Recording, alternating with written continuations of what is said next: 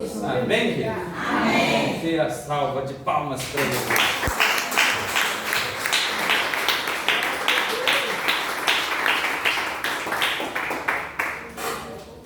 Salve os irmãos com a paz de Cristo Jesus. Amém. Eu quero convidar os irmãos a abrir a palavra no Evangelho de Lucas, no capítulo 9.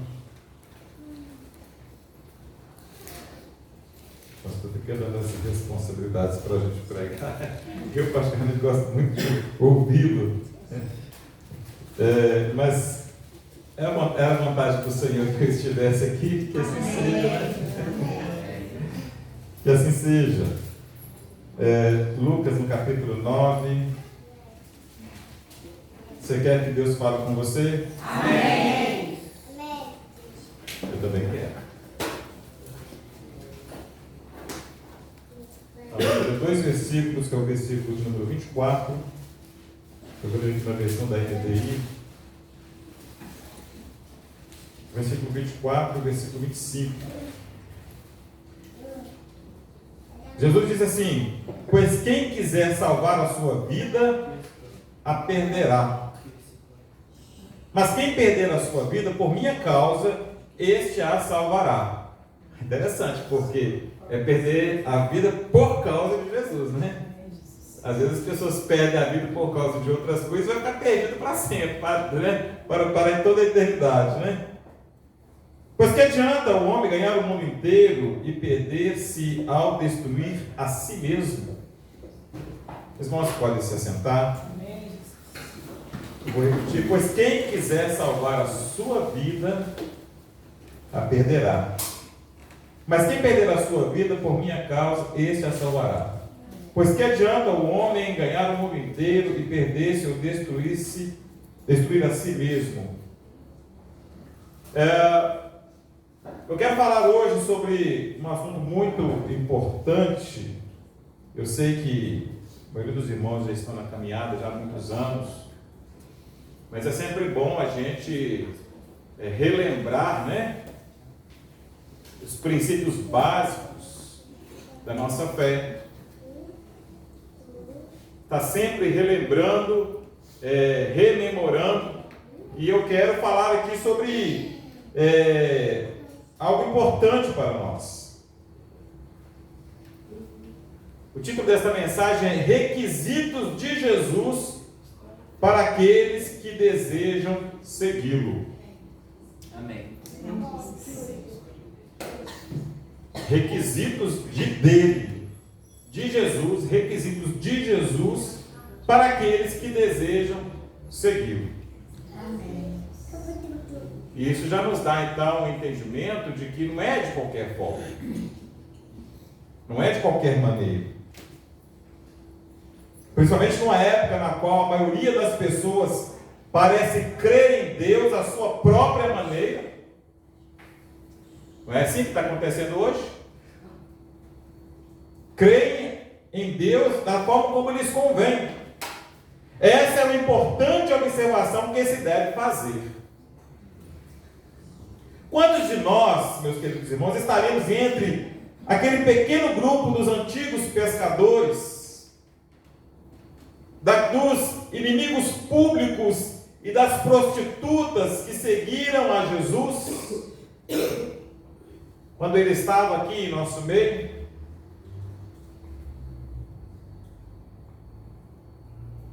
Eu quero que você agora pense numa seguinte situação. Imagine que você esteja, eu não sei se você já teve a oportunidade de ir em algum teatro, Palácio das Artes, que tem aquele auditório imenso, e aí você vai ouvir aquela orquestra sinfônica. A plateia cheia, lotada de pessoas, e as pessoas conversando, porque até então a apresentação ainda não havia iniciado. E de repente houve aquele sinal, e de repente as cortinas se abrem e as pessoas que estavam ali fazem total silêncio e voltam toda a sua atenção para aquela orquestra sinfônica. E lá estão todos aqueles instrumentistas, diversos instrumentos, as pessoas ali todas sentadas, o maestro agora de pé sendo aplaudido por aquela multidão que está ali naquela plateia. E de repente há um silêncio absoluto e imediatamente o maestro começa a reger. No primeiro momento, aquela orquestra começa a tocar exatamente da forma como o maestro estava direcionando. Mas chega um determinado momento que há um desajuste no meio daquela orquestra, e aquele que estava tocando lá o trompete, ele começa a mudar o ritmo, aquele que estava tocando o sax, ele passa a tocar uma outra música, aquele que estava no violino, ele simplesmente deixa o violino e começa a andar no meio, e de repente as pessoas que estavam ali tocando, cada um começava a fazer o que lhe convém. E de repente aquilo que estava orquestrado, aquilo que havia uma sintonia, está um desajuste, está uma bagunça, e as pessoas na plateia começam a ficar perdidas e sem entender o que está acontecendo, elas não conseguem compreender, não existe nenhum tipo de harmonia. E as pessoas estão naquela plateia cansadas de ver aquela situação dramática, elas se levantam e simplesmente vão embora. E eu quero falar sobre isso, meus queridos irmãos, porque nós precisamos fazer uma reflexão sobre a nossa vida. De que maneira é a minha vida? Eu vivo uma vida solo, porque talvez naquela orquestra, aquela pessoa, um instrumentista, talvez tinha uma música dele que ele compôs, e aí ele resolveu exatamente naquele momento, que não era o momento apropriado, tocar a sua música que havia composto, e o outro da mesma forma. E se esqueceu que eles estavam ali dentro de uma orquestra, havia uma comunidade, havia ali um ajuntamento de músicos que deveriam seguir o regente. E eu quero que a gente pense nessa cena e imaginemos esse regente como o próprio Cristo. Infelizmente nós, que declaramos ser seguidores de Cristo, sabemos nos comportar tal como os membros de uma orquestra desajustada. Todos nós temos a tendência de querer dirigir nossas próprias vidas. Não é uma realidade isso? Querer dirigir as nossas próprias vidas. Nós temos a tendência de nos concentrar na autossobrevivência. Eu preciso sobreviver. E na autopromoção, imaginando que somos suficientemente sábios e fortes para cuidar de nós mesmos. Quantas vezes na nossa vida não nos apercebemos e de repente nós estamos fazendo as coisas sem a direção de Deus, sem a condução de Deus, estamos fazendo as coisas da forma como nós achamos que deve ser.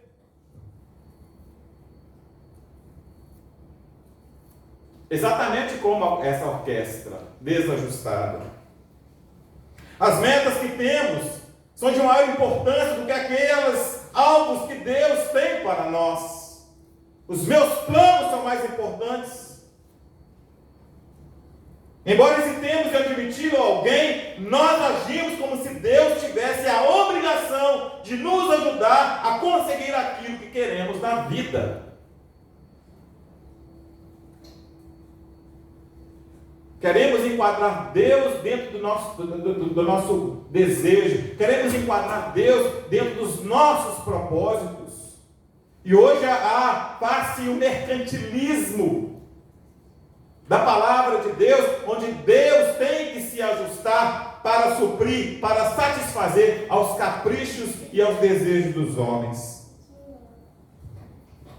Talvez tenhamos nos esquecido que, sendo parte da sua sinfonia, o que significa isso? Sermos súditos do seu reino, sermos membros da sua igreja. Nós devemos submeter as nossas vidas à sua direção. Cristo é o seu maestro. Cristo é o meu maestro. Então eu preciso estar focado nele, porque é ele que vai reger. É ele que vai dar o ritmo. Glória Santíssima. Aleluia. Se nós fazemos parte dessa sinfonia aqui significando o reino de Deus, sinfonia significando a igreja de Jesus Cristo. Ele é o regente, ele é o cabeça, ele é o rei a quem nós estamos servindo. E o que importa nesta nova vida é fazer o que Ele quer que façamos. Não é o contrário. A lógica não é o contrário. Por isso que eu disse, é os requisitos dele. É ele que estabelece os padrões. E padrões muito exigentes, por sinal. Padrões exigentes. O Senhor não abre mão, Ele não negocia. Diferente do homem que vai tentando se ajustar de acordo com o contexto, de acordo com a situação, os homens vão se ajustando. Deus não, Ele é santo e para todo sempre. Ele não negocia a sua santidade. E eu pergunto então o que nós podemos fazer para nós. O que Cristo deseja de nós?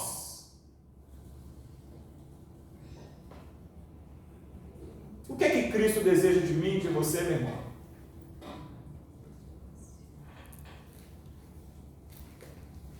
Aí eu vou colocar aqui alguns exemplos para nós termos uma compreensão melhor.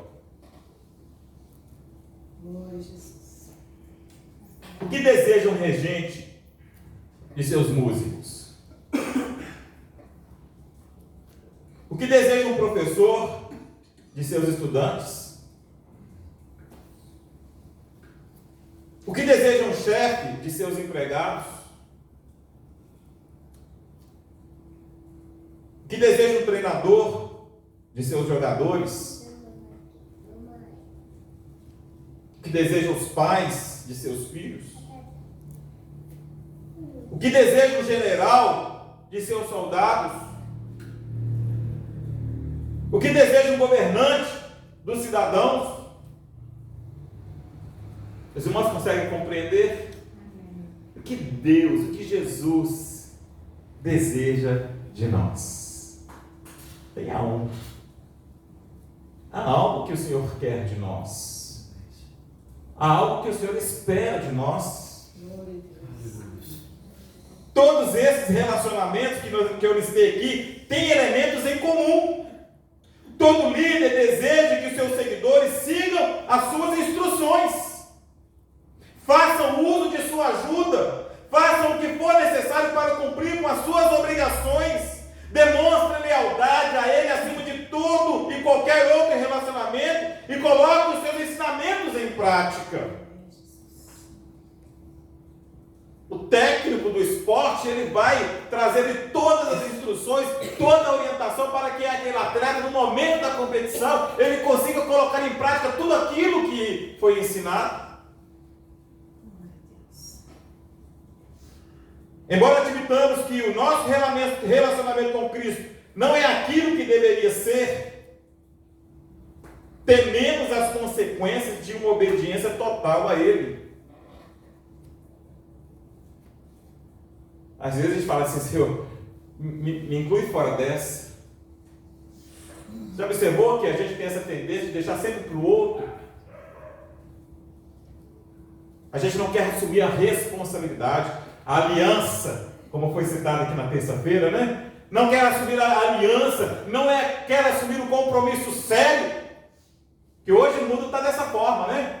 As pessoas casam hoje, amanhã já estão separando, não existe mais aquela seriedade, não existe aquele compromisso de estar junto na adversidade. Os jovens de hoje, quando passam por algum tipo de problema na empresa, eles não querem mais aquela empresa, simplesmente pedem demissão. Ou seja, não querem viver o dessabor. Querem ser sempre satisfeitos. E nós, meus queridos irmãos, muitas vezes não queremos nos entregar totalmente a Ele, ter uma obediência totalmente a Ele. Porque ficamos com receio do que Ele vai exigir de nós. As histórias de grandes cristãos que passaram muitas horas em oração todos os dias, ou suportaram com paciência a perseguição, ou deixaram tudo para servir ao Senhor, talvez nos deixaram com um sentimento de insuficiência e incapacidade. Quando nós lemos a história dos grandes homens de Deus, quando quando nós lemos a história da igreja, de homens que realmente se enveredaram na obra de Deus, homens e mulheres que mergulharam totalmente na obra de Deus, que realmente negaram a si mesmos e se entregaram ao Senhor. Aí quando nós observamos essas pessoas, nós ficamos pensando: quem sou eu? Insuficiente, incapaz. Nos perguntamos o que o Senhor realmente espera de pessoas comuns como nós.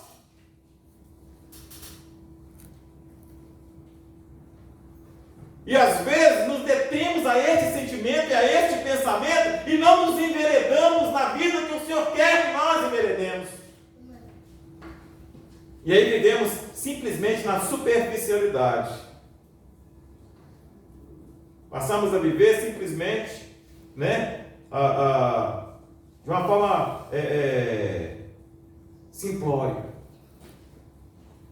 não desfrutando, não usufruindo, não desfrutando de toda a riqueza e de toda a alegria, todo o prazer, toda a satisfação, todo o gozo que a pessoa de Jesus nos proporciona.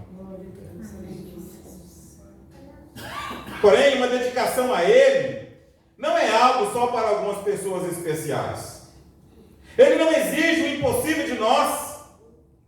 Ele sabe do que somos feitos e nos guiará com paciência à medida que aprendemos cada vez mais o que significa obedecer. Aleluia. Deus nos conhece, meus irmãos. Ele conhece as nossas limitações. Ele conhece a nossa condição. Ele sabe qual é a nossa capacidade. E é Ele também que nos capacita com forças, a fim de que estejamos habilitados a cumprir os seus mandamentos. O tipo de vida que Cristo quer que tenhamos, elas podem ser resumidas em algumas palavras que eu quero destacar aqui. Eu queria que você estivesse bem atento a isso.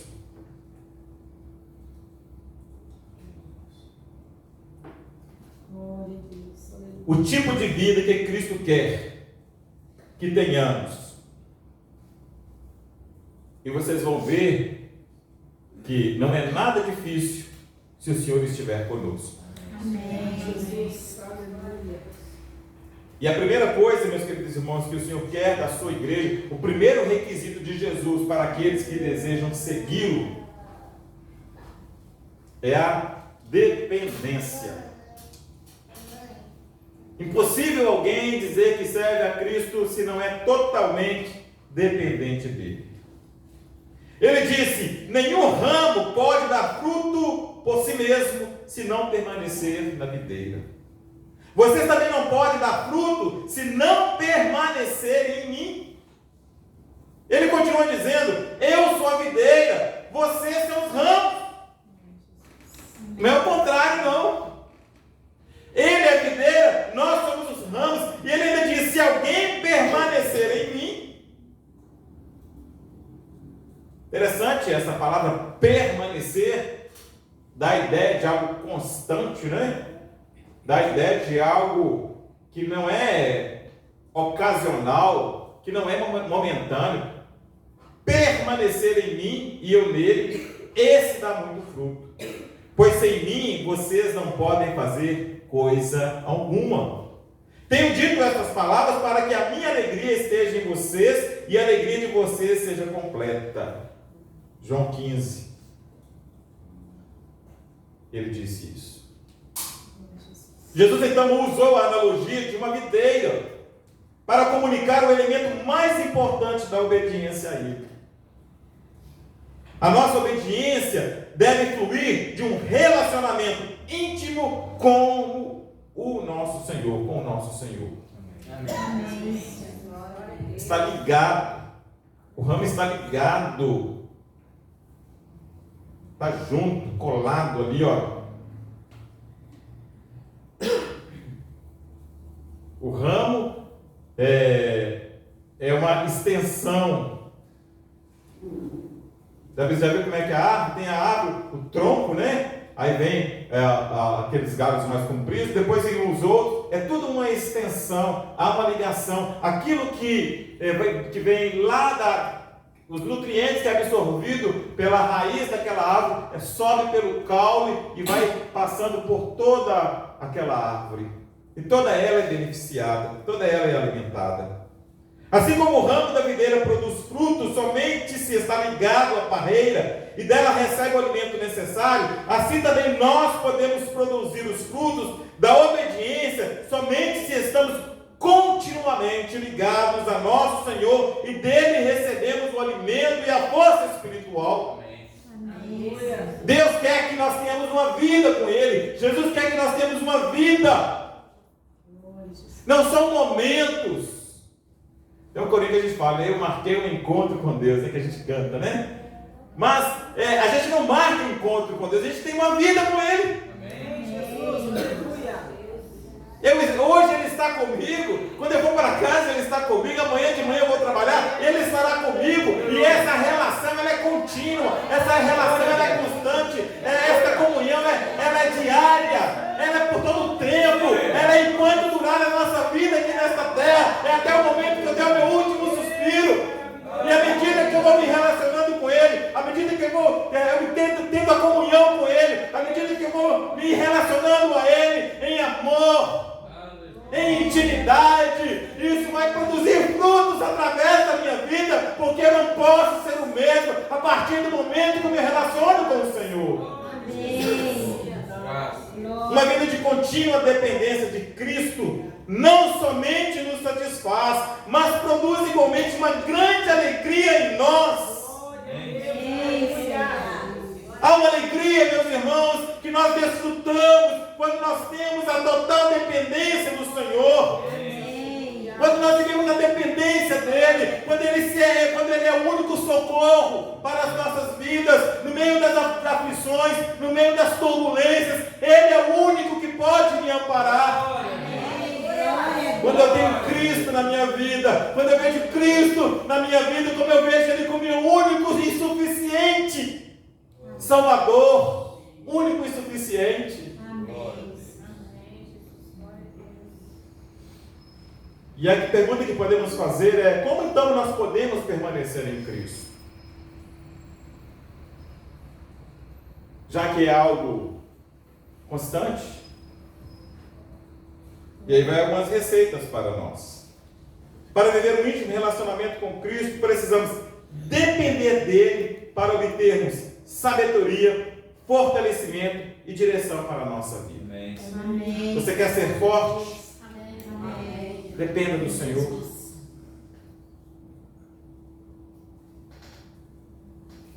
Receba dele a sabedoria. O mundo está aí, cada hora tem uma coisa diferente, as pessoas vão e vê outra coisa, e o povo vai para um lado e para o outro, perdido, sem saber exatamente o que querem.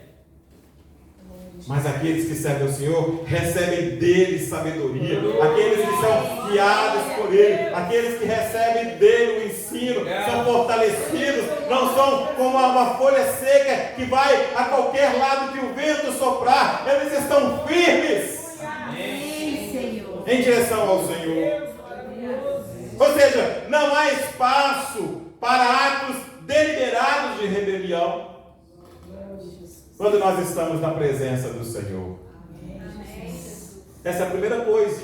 Mas mais do que isso, eu quero permanecer em Cristo. Como isso pode acontecer? Ouvindo atentamente aquilo que Deus nos tem a dizer através da sua palavra.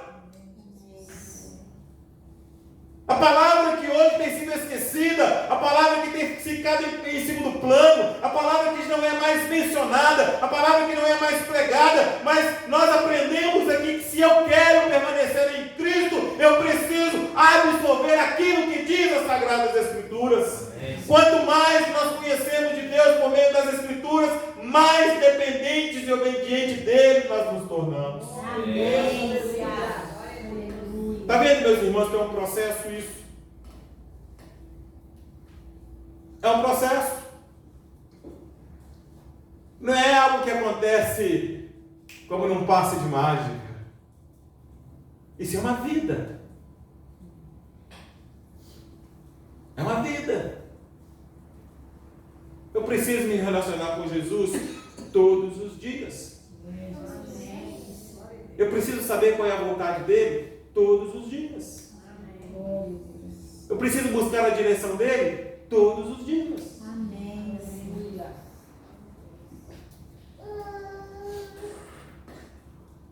Mas ainda, se eu quero permanecer na presença do Senhor, eu preciso dedicar tempo para contar ao Senhor os nossos mais profundos pensamentos, as nossas dores, nossos desejos e detalhes de nossa vida. Eu preciso contar para Ele. E como é que a gente faz isso? Como que eu conto os meus segredos para Ele? Como que eu conto as minhas angústias para Ele? Como que eu conto para Ele os meus dilemas? Por meio da oração. Não tem outro caminho?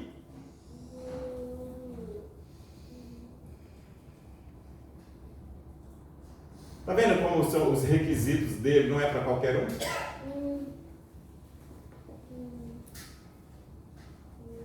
E ele vai mudar isso? Você acha que vai chegar um dia que Jesus vai falar, não precisa mais orar, não. Não precisa mais ler a palavra. Isso só vai acontecer quando nós estivermos lá. Enquanto nós estivermos aqui, será assim. Esse é o caminho. Esse caminho que é apertado, esse caminho que é estreito, ele exige de mim e de você essas atitudes. Permanecer em Cristo, meus queridos irmãos, é essencial se queremos agradar a Deus. Nós não podemos viver a vida cristã com nossas próprias forças ou pelo poder de nossa própria vontade. Devemos viver com uma contínua confiança em Cristo. Ele disse, Jesus, pois sem mim vocês não podem fazer coisa alguma. Amém.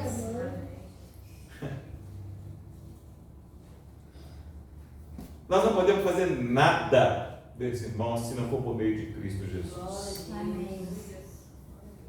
Sem mim, nada podeis fazer. E aí eu vou falar algo importante aqui. O que acontece se nós tentamos viver sem depender dele? Vai ter consequência. Da mesma forma como eu vivo na total dependência dele, eu vou usufruir dos benefícios dessa dependência. Se eu não vivo na dependência de Cristo, eu também vou ter sérias consequências. Eu vou citar aqui algumas. E eu queria que você estivesse atento para ver se você se enquadra em alguma delas.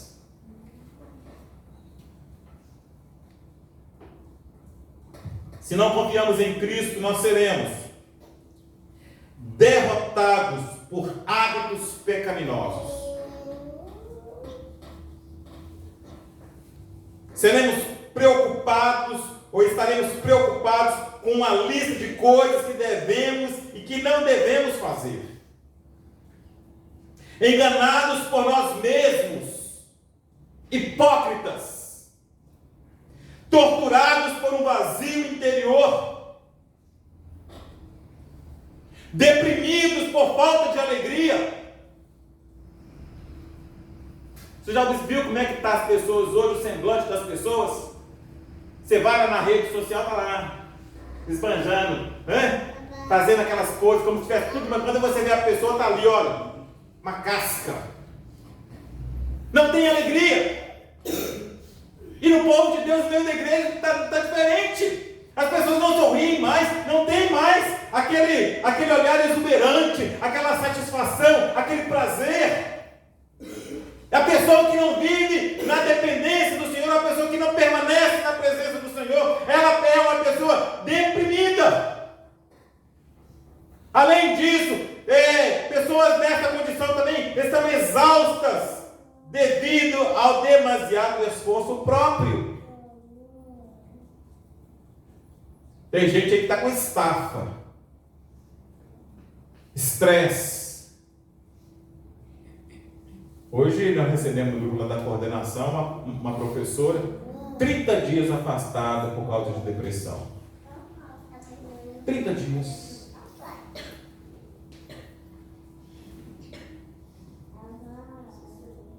Se não permanecermos nele, meus irmãos, sabe o que vai acontecer? Seremos frustrados por um sentimento de distância de Deus. Deus está tão distante, tão longe, tão longe. E finalmente, sabe o que acontece? Quando nós permitimos que isso aconteça conosco, nós somos seduzidos pelo mundanismo. É sério ou não é?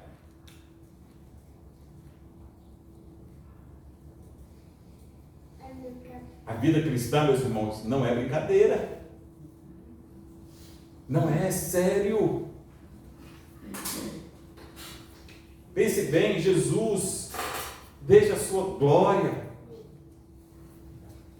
veio a esse mundo para sofrer as nossas dores, os nossos sofrimentos, e morre por causa dos nossos pecados.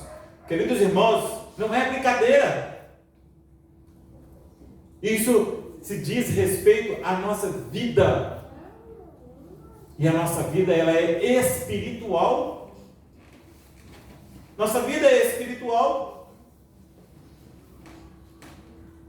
Então a primeira coisa, o primeiro requisito que Deus quer de nós, ou que Jesus requer de nós, é dependência.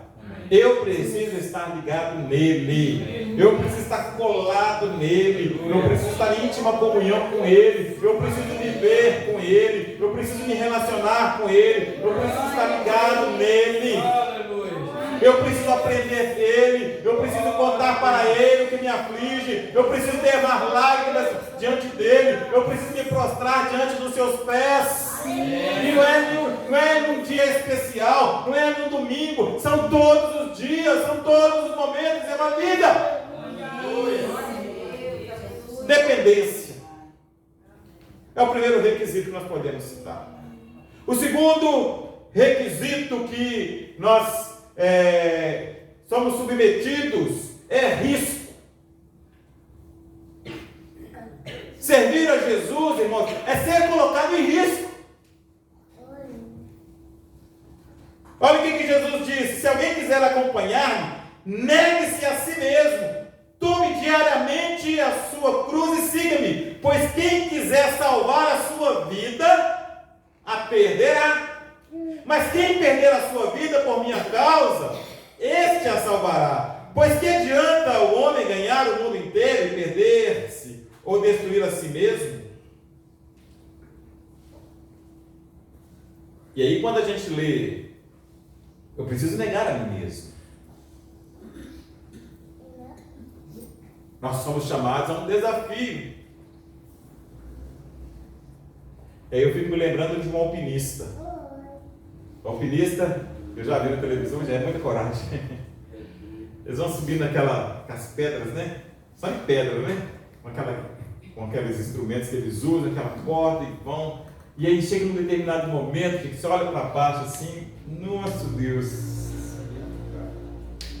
E aí de repente começa a vir um vento mais forte, e a questão é: valeu a pena colocar em risco a própria vida para satisfazer aquele desejo?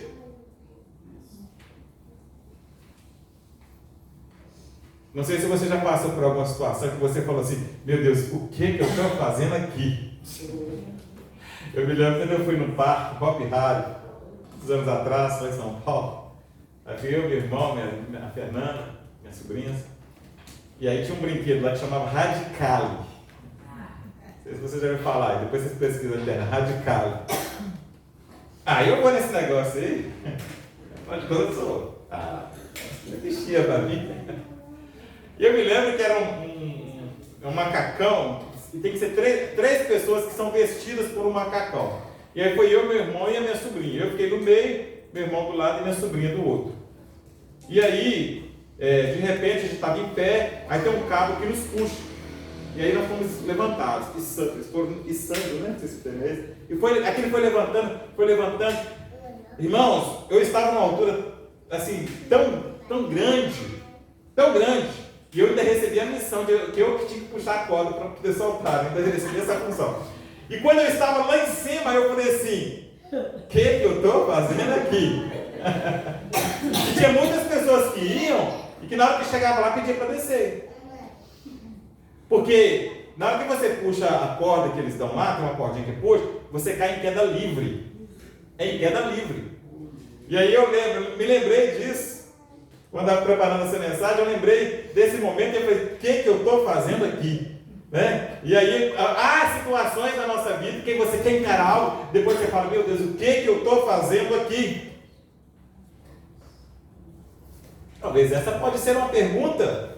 Muitos seguidores de Cristo podem perguntar em que se meteram quando leem as palavras de Cristo a respeito de tomar a sua cruz e perder as suas vidas por amor a Ele.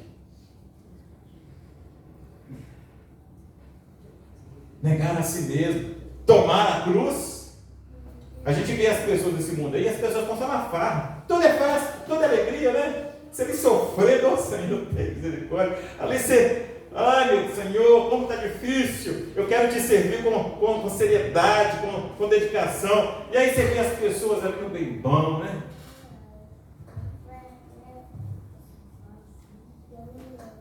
As pessoas podem sentir que assinaram um contrato para ir a uma missão suicida ao invés de um passeio no cruzeiro.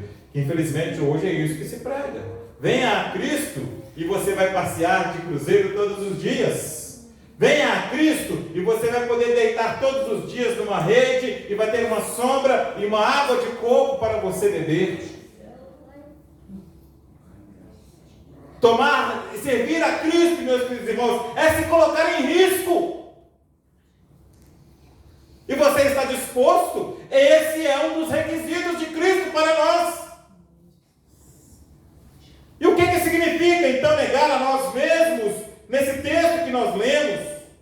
Não se trata de negar a comida ou comunhão e outras coisas boas somente para nos sentir miseráveis. Porque tem pessoas que pensam isso, né? Interpretam dessa forma. Aí se sente lá miserável, aí é o pecado da comiseração, aí para se sentir coitado. Não é isso! Também não significa desenvolver uma personalidade fraca e insegura, que é uma concepção muito equivocada que as pessoas têm. Eu sou crente. Não! Não é essa a concepção. Significa colocar os requisitos e os mandamentos de Cristo acima dos nossos desejos. Os desejos dele estão acima dos meus. Se aquilo que sabemos que Cristo deseja de nós choca com o que queremos fazer, dizemos não para nós e sim para Ele. E eu vou dizer para você, meus irmãos, este é um grande pedido de Jesus. Amém. Este é um pedido extremamente exigente.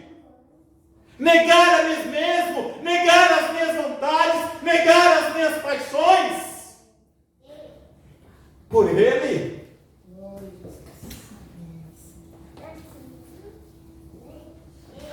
É fácil? Negar a nós mesmos?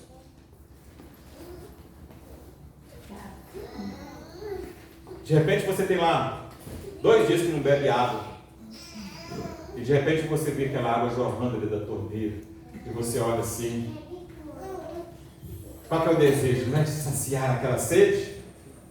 Não é de matar aquela sede, beber aquela água. Aí você pega até aquele copo de alumínio, né? Parece que a água fica mais gostosa no copo de alumínio. Aí você vê aquela água, mas você fala, não! Esses são os desejos, meus queridos irmãos. E eu vou dizer para você, nós enquanto estivermos neste mundo, seremos seduzidos, tentados a satisfazer os nossos desejos, as nossas paixões, que vão contra esses desejos, que vão contra aos princípios do Senhor, que vão contra a sua palavra. Nós precisamos então deixar. Isso é um grande pedido que o Senhor faz. Mas eu vou dizer para você, meus queridos, meu irmão e minha irmã, mas não é um pedido extravagante e nem é um pedido absurdo. Não é um pedido absurdo. Com a ajuda de Deus, nós podemos obedecê-lo. Amém, Jesus. Jesus jamais vai requerer de nós algo que nós não podemos Amém. fazer. E seremos mais felizes se o fizermos. Amém. Glória a Deus. Essa é a questão, meus queridos irmãos. A questão é justamente essa, quando nós nos ajustamos aos padrões exigentes de Cristo. Quando nós nos colocamos diante dele e assumimos este risco, mas também totalmente dependentes a ele, nós vamos viver uma felicidade, irmãos, que não se explica. Amém. Você pode estar ganhando um salário mínimo e você vai ser uma pessoa feliz. Amém, Jesus. Você pode ter só arroz com feijão para comer, mas você será uma pessoa feliz. Porque a sua felicidade, ela não está nas circunstâncias deste mundo. Aquilo que traz gozo para a sua vida é muito mais além, muito mais profundo. Amém. Aleluia. Isso significa negar a nós mesmos. E o que significa então tomar a nossa cruz dia a dia e seguir a Cristo? Jesus nos pede que estejamos dispostos a entregar-lhe as nossas vidas, a seguir os seus passos, até morrer por Ele. Não significa que devamos causar-nos intencionalmente o sofrimento, ou fazer coisas que venham a trazer perseguição. O que conta aos olhos de Deus é a nossa atitude, e não a porção de sofrimento e vergonha que possamos suportar. Qual é a nossa atitude? Porque às vezes nós imaginamos o que às vezes a gente pensa, né? Quando a gente pensa nos grandes homens de Deus que fizeram grandes feitos, foram pessoas que sofreram demais. Muitos foram apedrejados, decapitados, outros foram queimados vivos, outros foram lançados na cova de leões, outros, ou seja, de diversas formas. E aí quando a gente vê o sofrimento dessas pessoas, a gente fica querendo minimizar a nossa situação. Seja talvez para você uma perseguição tão pequena, mas o que o Senhor quer ver de nós? Qual é a atitude que nós tomamos diante da perseguição e diante dos sofrimentos? Além disso, meus queridos irmãos, o que significa perder as nossas vidas por causa dele? Por sua causa? Isso é um risco.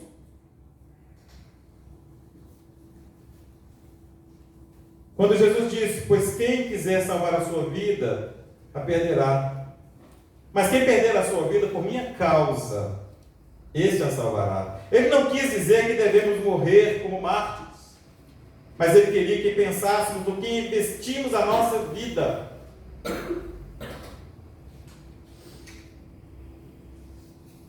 Se uma pessoa investe a sua vida buscando prazeres egoístas e fama terrena, este a perderá. Por outro lado, a pessoa que investe a sua vida para Deus colherá uma grande recompensa. O crente que perde a vida haverá de encontrá-la em uma gloriosa eternidade. Glória a Deus. Glória a Deus. Eu deixo de viver os prazeres da minha carne, eu subjugo a minha carne, as minhas paixões carnais, eu vou anulando isso, eu não vou praticando essas coisas, e à medida que eu vou fazendo isso, eu estou deixando de lado essa vida do velho homem e absorvendo a vida de Cristo, e consequentemente eu estarei buscando em breve a gloriosa vida eterna. Amém. Glória a Deus. Deveríamos esperar perseguição hoje em dia?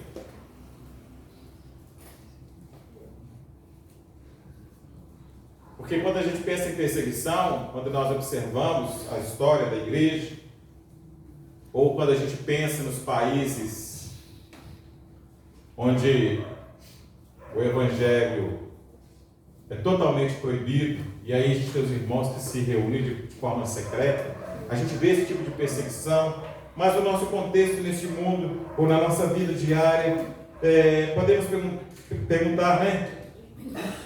Há perseguição hoje em dia? As Escrituras relatam as perseguições e sofrimentos que pessoas piedosas passaram no passado. Foram zombados, açoitados, acorrentados, apedrejados, decapitados. mortos ao fio da espada, etc. Paulo escreve a Timóteo, ele diz: de fato, todos que desejam viver piedosamente em Cristo Jesus serão perseguidos. Isso não era só para aquela época, é para toda a vida aqui terrena, em todos os lugares, em todos os momentos.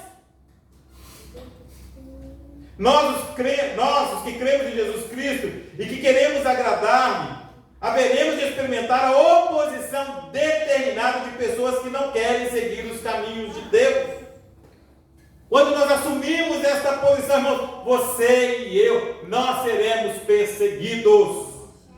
Isso pode acontecer no nosso trabalho, isso pode acontecer na escola, isso pode acontecer na vizinhança, ou até mesmo dentro da nossa própria casa. É quase que automático.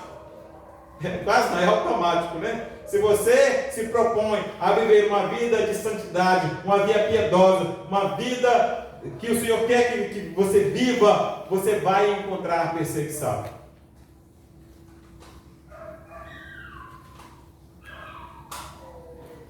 Você quer se colocar em risco? Estamos dispostos a colocar a nossa vida em risco? Né, Elaine? Lá na escola? E hoje em dia a coisa está desse jeito, né? Se você chegar ali na praça e dizer: arrependa dos seus pecados, porque senão você vai para o inferno, você será processado. Vai ou não vai? Quem é você para dizer isso? Não é assim que vão dizer?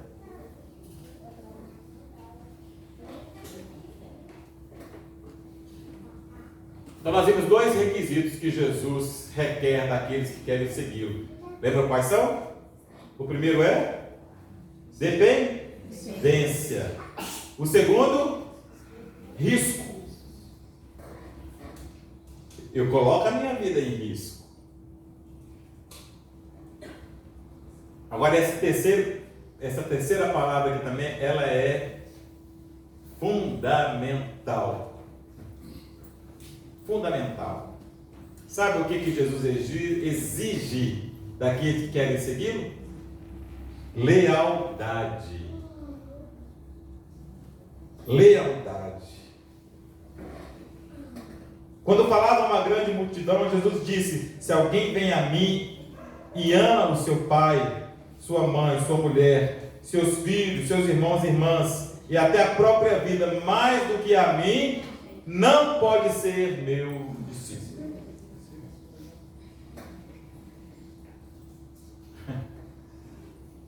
É exigente esse Cristo ou não é?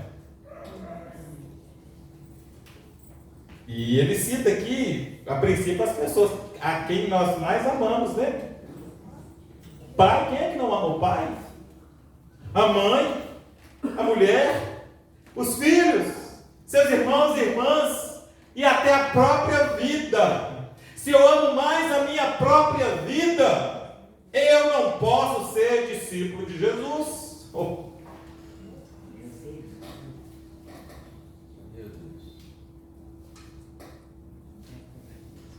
Eu preciso ser leal a Ele de tal maneira que antes de mim é Ele. Antes de mim é Ele. Mas que tipo de lealdade Cristo requer de nós? Uma pessoa que se alista nas Forças Armadas vive o lema: sempre fiel. Não é, Brian? O soldado que está ali, ele tem que ser fiel, ele tem que ser leal. Essa pessoa deve manter-se absolutamente leal aos seus comandantes, mesmo em circunstâncias de morte, pela causa do país. Nós estamos aqui, o Brasil não é um país de declarar guerra, né? Agora eu fico pensando, se declarar guerra e chamar a gente lá e me dar uma vassoura. Porque o que a gente mais está fazendo com a trabalho. Mas tem lá os reservistas, né? Como é que é isso? Se acontece surge uma guerra, e aí o que vai acontecer? O governo vai convocar todos aqueles que serviram para poder retornar, para ir para a guerra. E você tem que ir e você vai morrer porque você é leal ao seu país. Sempre fiel é um lema apropriado para aqueles que desejam seguir a Cristo. Lealdade em todo tempo, em todo momento, em qualquer circunstância. O Senhor pede para colocarmos a nossa fidelidade a Ele acima de todo e qualquer outro relacionamento. Irmão, será que nós não estamos brincando de ser crentes, não?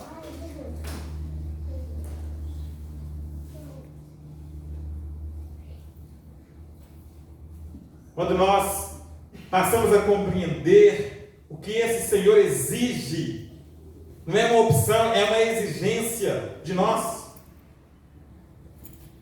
Aí poderíamos dizer, isto parece ser muito radical. É muito radical. Cristo até usou a palavra forte, aborrecer, para descrever a atitude que deveríamos ter para com os outros, inclusive com a nossa família. Se eu não aborrecer, esse sentido de aborrecer não significa que você ser chato, não, viu? Aí eu vou fazer uma coisa, eu penso, não é isso. Mas você tem uma vida de tal maneira que as pessoas vão ficar incomodadas. Jesus falou deste assunto em termos tão fortes, porque ele levava a lealdade e a falta de lealdade muito a sério. Quantas pessoas que quando se entregam a Cristo acabam não constituindo inimizade em casa? Agora a sua vida é só ficar indo na igreja. Que negócio é esse agora? Seu negócio agora é só estudar a Bíblia. Seu negócio agora é só teologia. E aí começa, né, uma perseguição. Tem situações que as pessoas têm até que sair de casa por causa da perseguição. Os amigos que anteriormente nós tínhamos,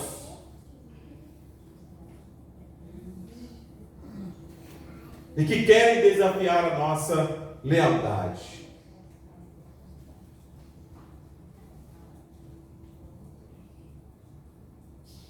E não se engane, meu querido irmão, vai ter coisas que vão querer fazer com que nós sejamos desleais com o Senhor. Vai ter. Além da tensão que pode ser produzida em uma família, pelo conflito relacionado com a lealdade a Cristo, muitas outras pessoas e atividades ocupam o lugar em nossas vidas que somente Cristo merece ter. O apóstolo Paulo admoestou os crentes em Roma: não se amoldem ao padrões deste mundo, mas transformem-se pela renovação da sua mente. Se moldar ao mundo, meus irmãos, significa eu ser desleal a Cristo. É não permanecer na lealdade a Cristo. Quando eu me amoldo, ou quando eu me conformo com este mundo, eu estou sendo desleal a Ele. João também nos diz que tivéssemos cuidado com a sedução deste mundo. Porque a sedução deste mundo tende a nos levar a uma vida de deslealdade ao Senhor. Permitir que uma cultura ímpia molde as nossas atitudes e ações em lugar de Cristo significa ser inconscientemente leal a próprio Satanás.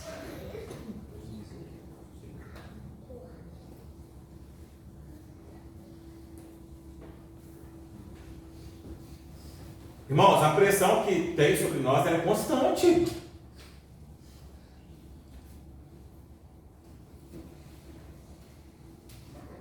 É constante. E vem de uma forma sutil. Lá na escola vai ter um evento agora em junho.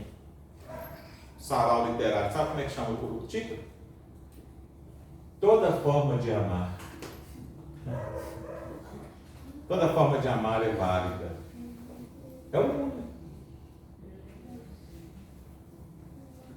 Quando você chega em casa e você liga a televisão, ali há uma sedução para que você absorva aquilo que está sendo colocado ali.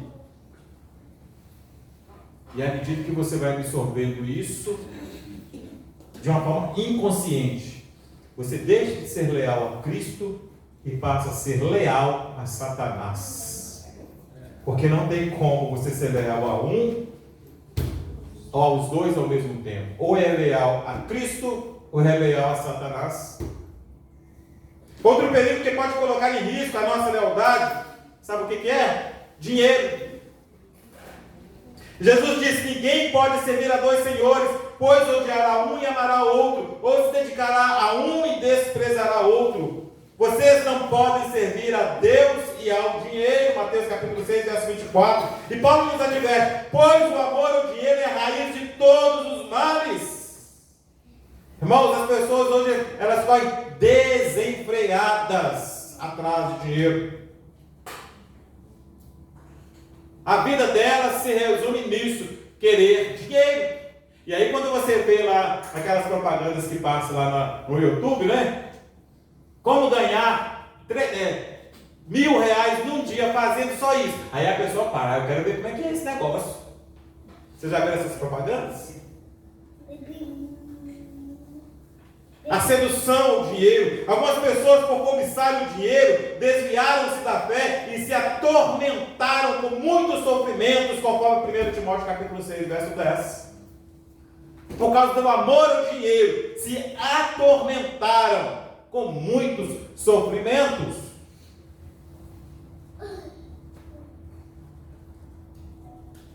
O dinheiro, ele é um instrumento no qual muitas pessoas deixam de ser leais a Cristo. Além disso, o mandamento de negar a si mesmo aplica-se à nossa condição de lealdade a Cristo, pois coloca a nossa forma egocêntrica de pensar e viver sob o domínio do Senhor.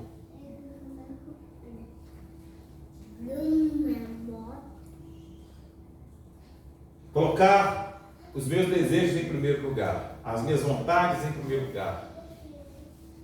Eu estou sendo desleal com Cristo. Porque Ele diz que se eu amo mais a mim do que Ele, eu não sou digno. Eu não posso seguir.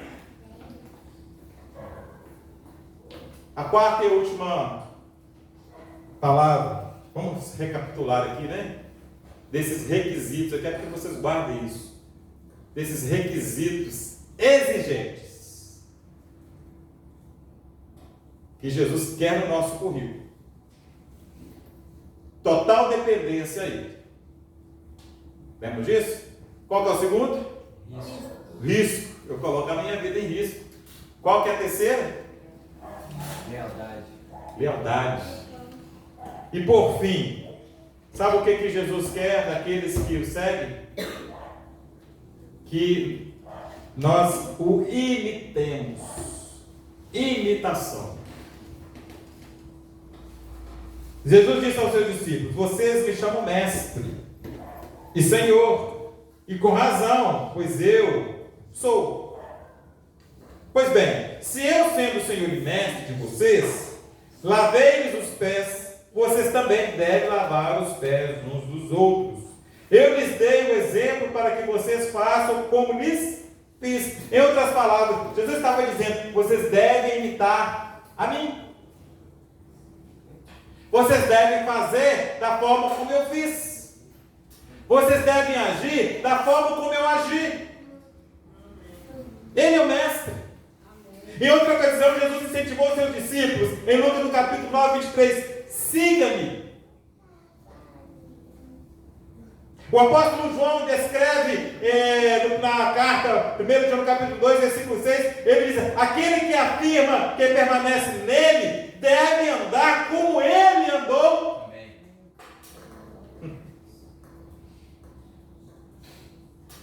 Está vendo que não é para qualquer um? O que significa imitar a Cristo? Porque se essa é uma exigência que Ele nos coloca, o que significa imitar a Cristo? Imitar alguém significa copiar os seus atos da melhor maneira possível. Significa moldar as nossas vidas conforme as características de alguém que nos serve de modelo. Eu me lembro lá na escola, né? Aí você tem uns alunos lá que eu vou te falar, viu? São as peças raras. Ele fala assim: Aí a gente convoca o pai. Com a mãe, na verdade das mães que vão.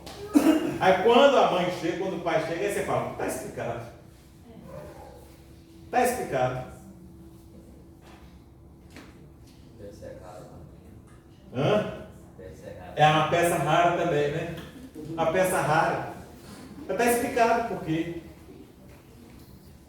E cresce naquela convivência e vão aprendendo, né? E vão aprendendo. Os hábitos, a forma de falar. Eu aprendi a pregar muito parecido com o pastor Gildo, né? Tanto vê-lo pregar e ouvi-lo, né? À medida que você vai convivendo.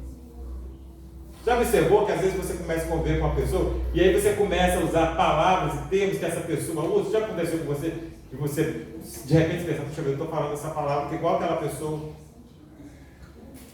O que quer Cristo, o que Cristo quer que nós façamos é que nós imitemos. Como filhos de Deus, através da fé em Cristo, devemos imitar a Cristo.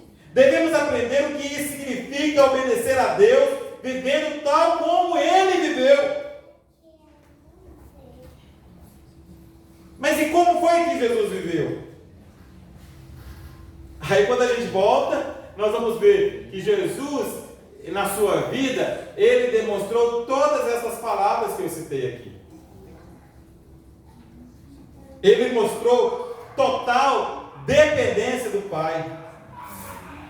Ele disse, o Filho não pode fazer nada de si mesmo, conforme João 5,19. Ele veio para fazer a vontade do Pai. Amém, Jesus. Aleluia. Ele chega a mencionar que fazer a vontade do Pai era a sua comida, a sua bebida. Ele viveu para fazer a vontade do Pai, totalmente dependente a Ele. E Jesus se colocou em risco. Observe bem, meus queridos irmãos, Ele habitava no trono de glória, na eternidade. A Trindade lá naquela comunhão plena. O que Ele faz? Veio colocar a sua vida em risco. Ele estava disposto a sofrer a agonia máxima de suportar o castigo pelos nossos pecados na cruz. Ele chegou até a pedir ao Pai que, se fosse possível, que passasse dele aquele cálice, mas que não fosse feita a sua vontade. Ele foi moído por causa das nossas transgressões, foi um homem de dores, ele foi açoitado, foi cuspido.